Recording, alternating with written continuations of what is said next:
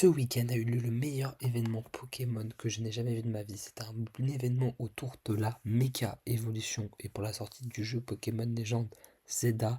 Donc c'était à Châtelet-les-Halles. Il y avait une partie en bas où on pouvait jouer aux jeux vidéo. Mais en haut, il y avait une partie avec un magnifique petit parc avec plein d'activités que je vais vous montrer tout de suite. Donc la première partie, juste après l'entrée, on avait un observatoire. On pouvait voir des constellations rappelant les méga évolutions qui existent à ce jour.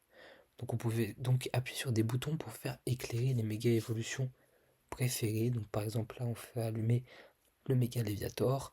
On a fait aussi allumer le méga Kangourex. C'était vraiment trop beau, la salle était trop belle. Vraiment, c'était ma salle préférée, je pense. Juste après, on avait un petit jardin. On pouvait voir du coup des buissons Pokéball, mais aussi un petit panneau. Comme ça, on pouvait voir un affichage, par exemple, interdit de nourrir les roucoules. C'était très stylé. On avait bien sûr la tour Illumis que je vais vous montrer juste après, qui était au milieu, mais surtout, on avait plein de petites méga gemmes. On pouvait appuyer dessus pour faire le cri du Pokémon de la méga gemme. Donc, je vais vous montrer toutes celles qu'il y avait. C'était vraiment hyper beau, c'était trop cool, le décor était trop bien.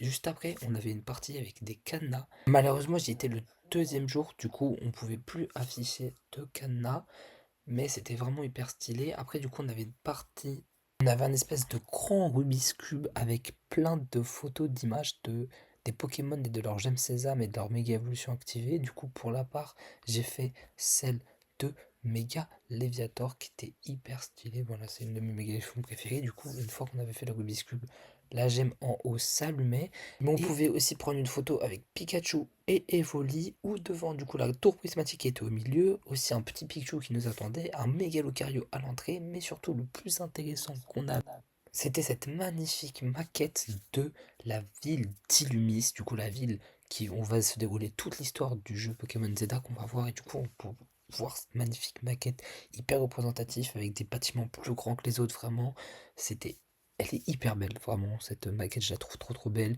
Elle était illuminée, on peut voir des arbres, on peut voir plein de bâtiments. Vraiment, cette maquette, je la trouve juste incroyable. À la sortie, on avait cette magnifique statue de Mega Gardevoir. On peut voir aussi du coup tous les goodies que j'ai pu récupérer de l'événement. Donc ces deux magnifiques cartes postales exclusives, mais aussi des stickers et des boosters. Mais en plus de cet événement du coup physique autour de Pokémon, on avait aussi un événement sur Pokémon Go qui était une chasse au tampon, où il fallait se balader dans Paris pour passer devant différentes étapes. Donc par exemple, au globe terrestre à Paris, et à chaque étape qu'on avait, on devait scanner un petit tampon. Donc je vous montre ce qu'on a eu. Voilà. Et à la fin, du coup, on avait cette image-là qui nous montrait qu'on avait réussi à voir tous les tampons et qu'on avait fini cette chasse aux tampons. Donc voilà, il y avait plusieurs endroits à aller, que ce soit sur les Champs-Élysées, que ce soit au Louvre ou du coup à côté des Halles. C'était vraiment cool à faire. On a dû marcher dans Paris, mais voilà, c'est le but de Pokémon Go.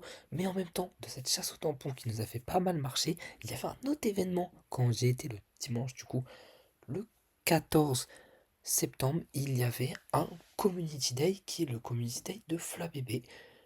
Et grâce à ça, bah, du coup, j'ai pu avoir pas mal de shiny.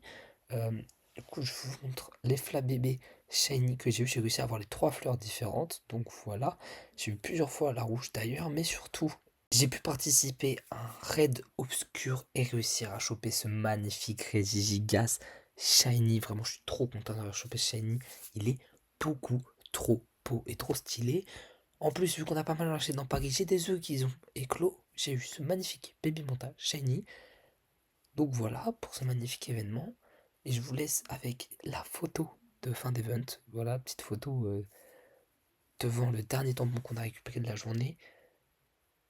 Et cette photo qui m'a permis de participer à un concours pour peut-être gagner un voyage au Japon, donc organisé par Pokémon Go France lors de la chasse au tampon.